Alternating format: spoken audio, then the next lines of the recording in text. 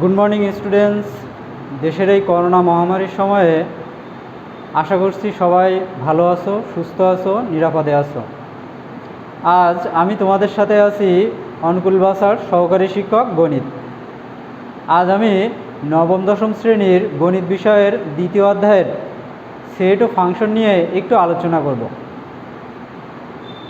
তো প্রথমেই আমরা জেনে নিই যে সেট কী জিনিস।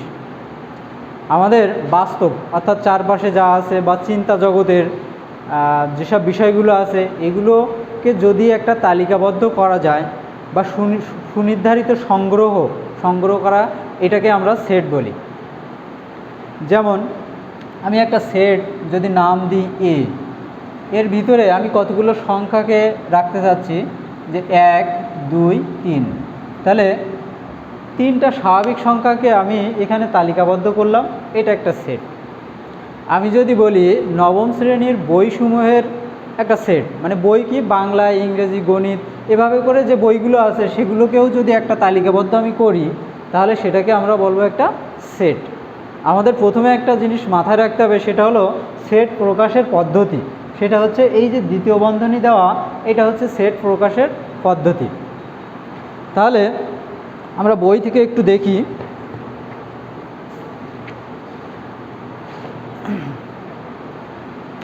এখানে আমি যে সেটটা লিখছি এ সেট, তার উপাদান আছে 1, 2, 3।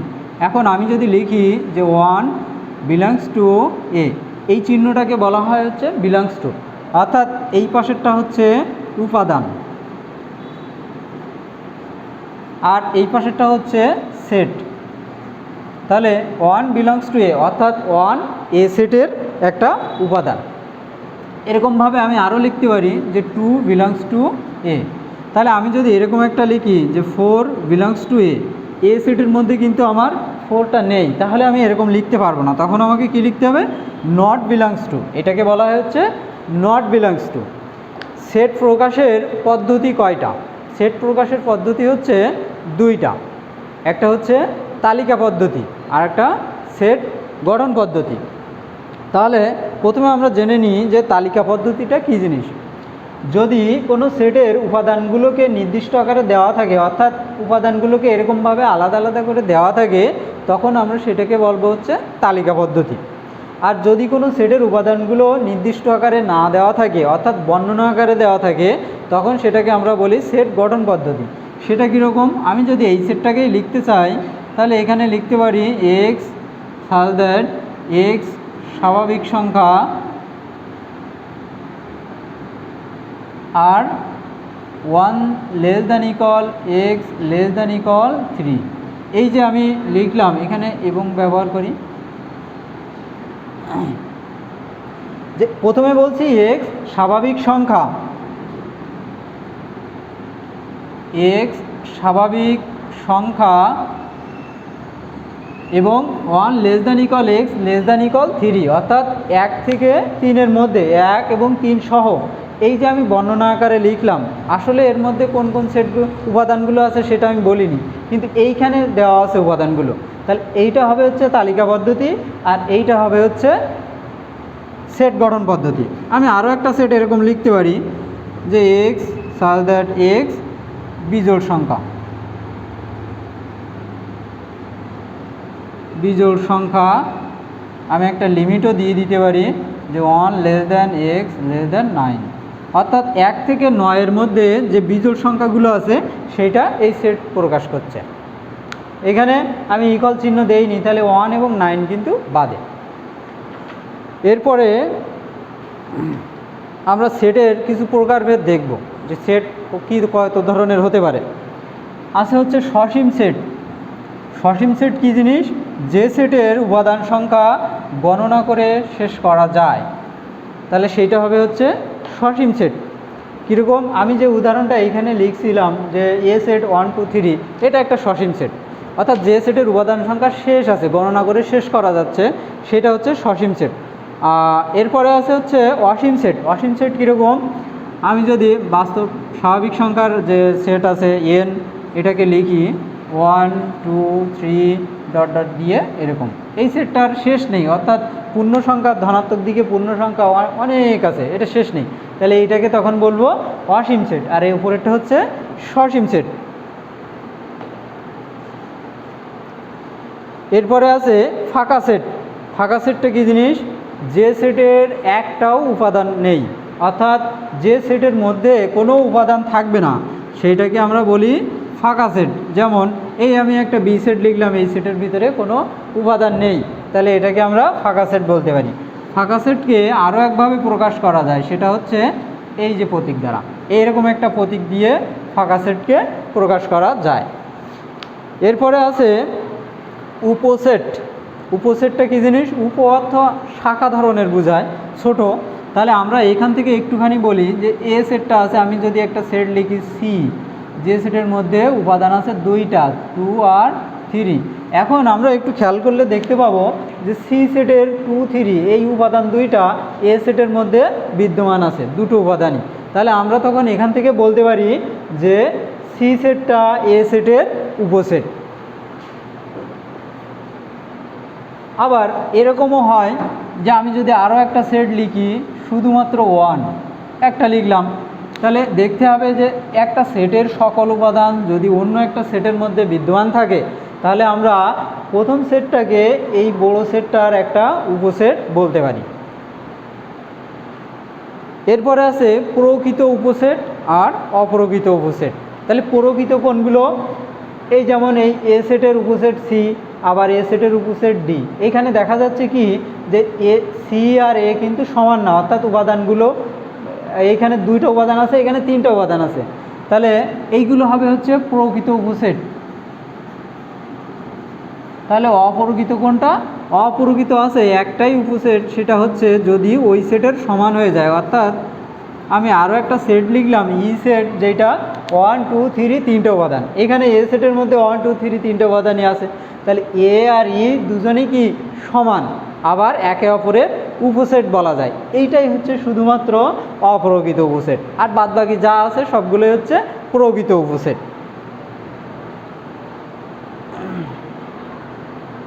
এরপর আছে সেটের সমতা। দুইটা সেটের উপাদান একই হলে আমরা তখন সেটাকে সমান বলতে পারি। আমি যদি এফ আর একটা সেট লিখি, যেখানে 1, 2, 2, 3 এরকম লিখলাম, এখানে উপাদান দেখা যাচ্ছে কি যে 4টা, কিন্তু একই উপাদান আমি 2বার লিখছি।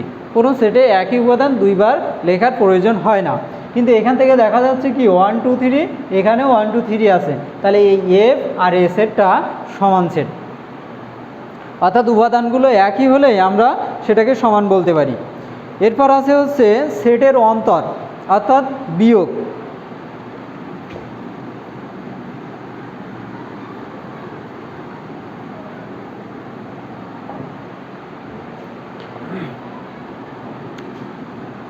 আমি একটা সেট লিখলাম এ 1, 2, 3, 4 আর 5, বি আর একটা সেট লিখলাম 2, 4। এখন অন্তর মানে বিয়োগ করব, কি করব? এ থেকে বিকে বাদ দিব, তাহলে এ মাইনাস বি লিখতে পারি, অথবা এ বাদ বি, এভাবে একটা দাগ দেওয়া, এই যে এটাকে কি বলে? বাদ। তাহলে এ বিয়োগ বি বা এ বাদ বি বলা হয়। এখানে আমরা এ সেটটা লিখি 1, 2, 3, 4, 5, এখানে বি আছে 2, 4। তাহলে এটা বাদ যাওয়া মানে কি? বাদ যাওয়া অর্থ হচ্ছে এই সেটের মধ্যে যে উপাদানগুলো আছে সেইগুলো যদি এই প্রথম সেটটার মধ্যে বিদ্যমান থাকে, তাহলে সেইগুলোকেই আমি বাদ দিব, দিয়ে যে কয়টা থাকবে আমি শুধু সেই কয়টা লিখব। তাহলে 2, 4 বাদ গেলে কি থাকে?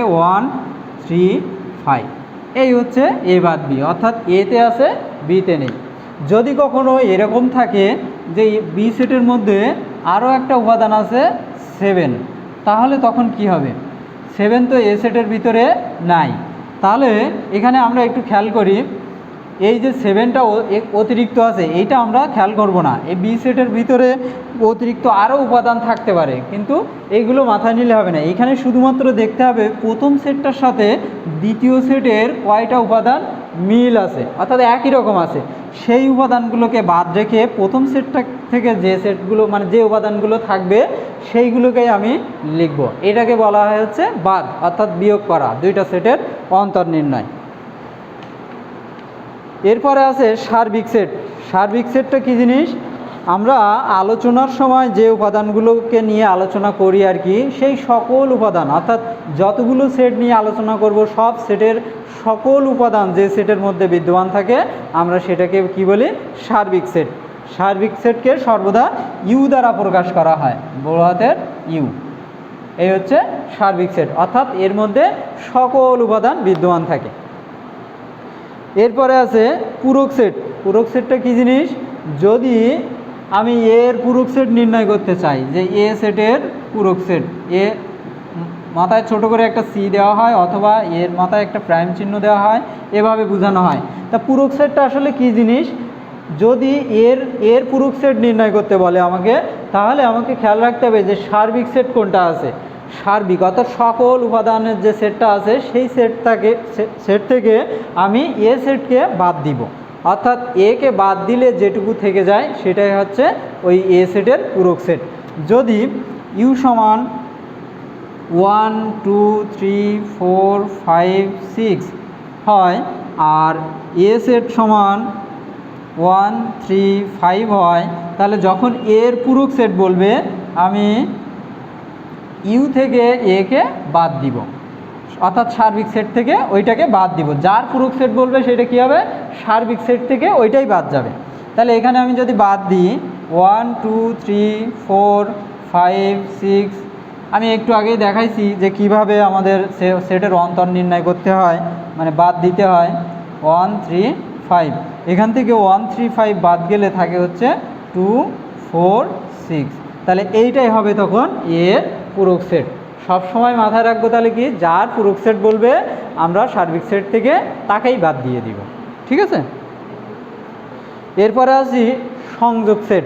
সংযোগ সেটটা কি জিনিস? দুইটা সেটের মধ্যে যতগুলো উপাদান আছে সবগুলো উপাদানকে নিয়ে ওই দুইটা সেটের সংযোগ সেট নির্ণয় করা হয়। অর্থাৎ দুটো হোক বা তিনটা, সেই সেটগুলোর মধ্যে সকল উপাদানকে নিয়ে যে সেট গঠিত হবে সেইটাকে আমরা সংযোগ সেট বলি। এটাকে এভাবে লেখা হয়, অর্থাৎ আমি এ আর বির যদি সংযোগ নির্ণয় করতে চাই তাহলে এভাবে লিখতে হবে। আমার এ সেট যদি আমি মনে করি যে 1 2 3 আছে, ইউনিয়ন, ইংরেজিতে বলে ইউনিয়ন। বি সেটে যদি 2 4 6 থাকে, তাহলে এখানে আমি ইউনিয়ন করলে কি পাবো? সবগুলো উপাদান নিব, অর্থাৎ 1 2 3 4 আর 6। এখানে 2 আমি কিন্তু দুইবার লিখবো না। আমি আগেই বলেছি যে একটা সেটের মধ্যে আমার একই উপাদান মানে একবারের বেশি লেখার প্রয়োজন নেই। তাহলে এইটা হচ্ছে তখন ইউনিয়ন আর কি, সংযোগ সেট নির্ণয়। এরপরে আছে ছেদ নির্ণয়, অর্থাৎ এ ইন্টারসেকশন বি। দুইটা সেটের মধ্যে এই একই সেট আমি নিই, 1 2 3 ইন্টারসেকশন 2 4 6। তাহলে এক্ষেত্রে কী হবে? এই ক্ষেত্রে হচ্ছে আগেরবার ইউনিয়ন করার সময় আমরা কী করছিলাম? সবগুলো নিয়েছিলাম। এবার কি করব? ইন্টারসেকশন, অর্থাৎ এর ভিতরে আমাকে দেখতে হবে কোন কোন উপাদানগুলো মিল আছে। আমি শুধুমাত্র কমন উপাদানগুলোকে নিব, অর্থাৎ এখানে শুধুমাত্র আছে 2, তাহলে আমি এই 2টাকেই নিব হচ্ছে ছেদ সেট। তাহলে দুইটা সেটের ছেদ সেট নির্ণয় করতে গেলে ওই দুইটা সেটের মধ্যে যে কমন উপাদানগুলো আছে আমরা সেইগুলোকে নিয়ে সেট তৈরি করব। এরপরে আছে নিঃছেদ সেট। যদি ছেদ না করে, এইখানে যদি কোনো কমন উপাদান না থাকতো, যে এই সেটটার মধ্যে এবং এই সেটটার মধ্যে কোনো রকম কমন উপাদান নাই, সেক্ষেত্রে কী হতো? আমি যদি সি আর ডির ইন্টারসেকশন নির্ণয় করি, যে 1 2 ইন্টারসেকশন এখানে আছে 3 5, এই ক্ষেত্রে কোনো কমন উপাদান নেই, তাহলে সেক্ষেত্রে কী হবে? এখানে হচ্ছে ফাঁকা সেট, অর্থাৎ একটা উপাদানও কমন নেই, এই জন্য আমরা এটাকে ফাঁকা সেট লিখলাম। এটাকে বলে হচ্ছে নিঃছেদ সেট, অর্থাৎ সি আর ডি নিঃছেদ। এরপরে আছে শক্তি সেট নির্ণয়। শক্তি সেট নির্ণয় কিভাবে করতে হয়? পাওয়ার সেট, যে কোনো একটা সেটের যতগুলো উপসেট আছে সবগুলোকে নিয়ে যদি একটা সেট তৈরি করা হয় তখন সেটাকে বলা হয় হচ্ছে পাওয়ার সেট। আমি যদি একটা সেট লিখি সি সেট, যেটার মধ্যে উপাদান আছে ছোট হাতের এ এবং ছোট হাতের বি, আমি সি এর পাওয়ার সেট নির্ণয় করব, তাহলে এটাকে লিখব পি অফ সি। এখানে আমি পাওয়ার সেট যদি নির্ণয় করি তাহলে দেখতে হবে সি এর কতগুলো উপসেট হতে পারে। আমি প্রথমে একটা উপাদান নিই, অর্থাৎ এ, এটা একটা উপসেট হতে পারে। আমি বি নিলাম, এটা একটা উপসেট হতে পারে। আমি দুটোই নিব, এ এবং বি, এটা একটা উপসেট হতে পারে। আরও একটা কি হতে পারে, একটা উপাদান নিব না, অর্থাৎ ফাঁকা সেট। এখানে এই 4টা উপসেট হতে পারে, এর বাইরে আর কোনো কিছু হতে পারে না। তাহলে এই সবগুলো উপসেটকে নিয়ে আমি যদি এখন একটা সেট তৈরি করি এই দ্বিতীয় বন্ধনী দিয়ে, তাহলে এইটা তখন হয়ে যাবে সি এর পাওয়ার সেট। তাহলে আমরা এটা মাথায় রাখবো কি, যে সেটের পাওয়ার সেট নির্ণয় করতে বলবে সেই সেটের যতগুলো উপসেট আছে সবগুলোকে নিয়ে আমি যে একটা সেট তৈরি করব সেটাই হবে তখন ওই সেটের পাওয়ার সেট। আমাদের সবসময় একটা যে বিষয় মাথায় রাখতে হবে যে পাওয়ার সেটের উপাদানগুলো কিন্তু প্রত্যেকে নিজেরাই একটা করে সেট, এরকম কিন্তু অন্য কোনো সেটের ভিতরে নেই। এর আগে যতগুলো সেট আমি বুঝালাম সেখানে কিন্তু উপাদানগুলো আলাদা আলাদা ছিল, সেখানে মানে সংখ্যা ছিল কি এবিসিডি ছিল এগুলোই, কিন্তু এইখানে উপাদানগুলো খেয়াল করলে দেখা যাচ্ছে কি প্রতিটা উপাদান এক একটা সেট। এরপরে আছে হচ্ছে ক্রোমোজোর। ক্রোমোজোরটা কী জিনিস, যে দুইটা উপাদান যদি আলাদা আলাদাভাবে বোঝানো হয়, অর্থাৎ কীরকম, আমরা একটু স্মরণ করলে যে গ্রাফের অঙ্ক করছি আমরা, গ্রাফ বিন্দুগুলো বসানো, যে গ্রাফে কিভাবে বিন্দু বসাতে হয় এরকমভাবে আর কি, যদি কোনো দুইটা সংখ্যা আর কি প্রথম উপাদান দ্বিতীয় উপাদান এভাবে মানে আলাদা করে বোঝানো হয় প্রথম বন্ধনী দ্বারা, সেগুলোকে আমরা বলি হচ্ছে ক্রোমোজোর। এটা আমাদের একটু কাজে লাগবে, এখানে কিছু অঙ্ক আছে এরকম, আমরা পরবর্তীতে দেখব পরবর্তী ক্লাসে। আরও একটা বিষয় আছে যে দুইটা সেটের গুণ কিভাবে করতে হয়, এটাকে বলা হচ্ছে কার্তেশীয় গুণজ। তাহলে আমি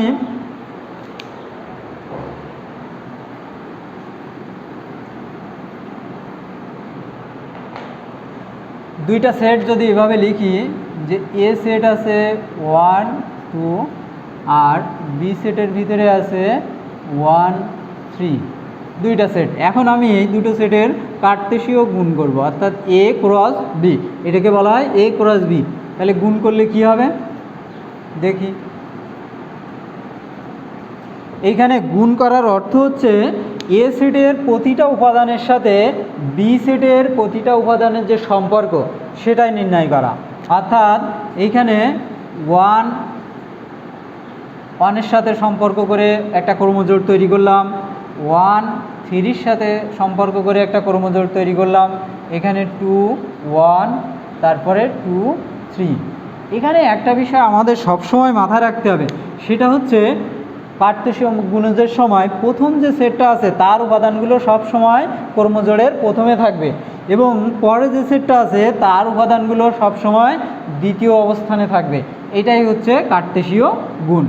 এখানে কখনো এমন এই ক্রোমোজোরটা আমরা একটু খেয়াল করলে দেখতে পাচ্ছি যে প্রথম উপাদানটা বড় আসছে আর পরেরটা ছোটো আসছে, তাই বলে আমি যদি 1 2 লিখে দিই তাহলে কিন্তু হবে না। এটা আমাদের সবসময় মাথা রাখতে হবে কি, যে প্রথম যে সেটটা আছে তার উপাদানগুলো সবসময় প্রথমে থাকবে। এখানে আমি লিখছিলাম 1 এর সাথে 1 1 1, 1 এর সাথে 3 1 3, 2 এর সাথে 1 2 1, 2 এর সাথে 3 2 3। এই হচ্ছে কার্তেশীয় গুণজ। তাহলে যখনই আমাদের এরকম কোনো গুণজ আসবে তখন আমরা শুধু উপাদানগুলোকে এইভাবে ক্রোমোজোর আকারে লিখে দেব।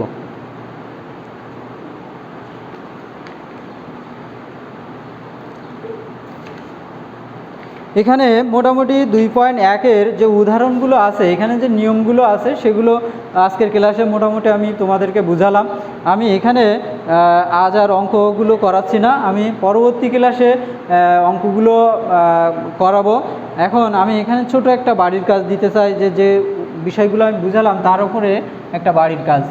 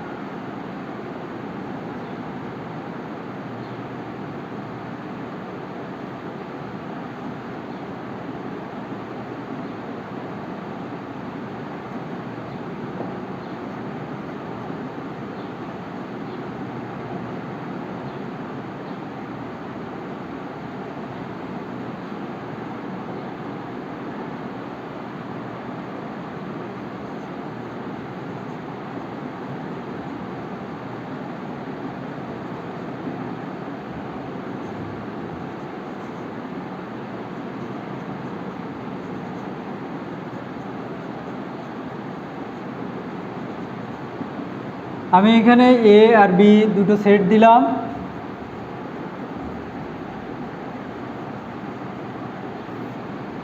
সেট দুইটা হচ্ছে সেট গঠন পদ্ধতি দিয়েছি। এখানে 1 নম্বরে পি অফ বি নির্ণয় করো, অর্থাৎ বি সেটের পাওয়ার সেট নির্ণয় করতে বলছি। আর 2 নম্বরে কী দিয়েছি, এ আর বি এর কার্তেশীয় গুণজ নির্ণয়। তো সকলকে ধন্যবাদ। এই করোনা মহামারীর সময়ে প্রয়োজন ছাড়া আমরা কেউ বাইরে আসব না, সবাই বাসায় সেভাবে নিরাপদে অবস্থান করব। আর বাসায় বসে আমাদের এই নিয়মিত যে ভিডিও ক্লাসগুলো আছে এগুলো দেখলে অনেক উপকার পাবা তোমরা। সেভাবেই পড়াশোনা বন্ধ না রেখে এগিয়ে চলো সবাই। সকলকে আবারও ধন্যবাদ জানিয়ে আজকের মতো আমি বিদায় নিচ্ছি। ধন্যবাদ সবাইকে।